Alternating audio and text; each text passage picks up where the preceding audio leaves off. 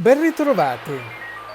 Valori, simboli e il rito del fare il presepe sono elementi nei quali si riconoscono i cristiani, il 30% della popolazione mondiale.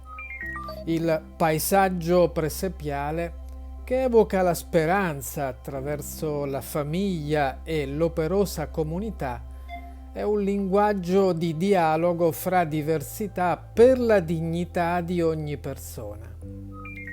L'origine è a Greccio nel 1223, ad opera di San Francesco d'Assisi. Ma citiamo anche gli ambiti artistici, nonché quelli artigianali e rappresentativi popolari.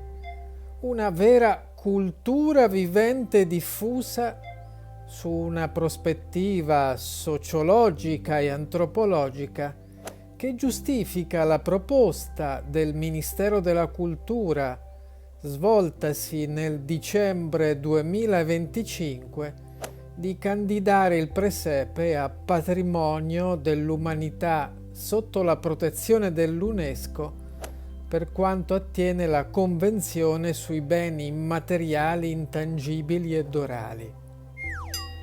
Già oltre 22 anni fa tratteggiammo in Assisi tale ipotesi, che ora sembra più concreta.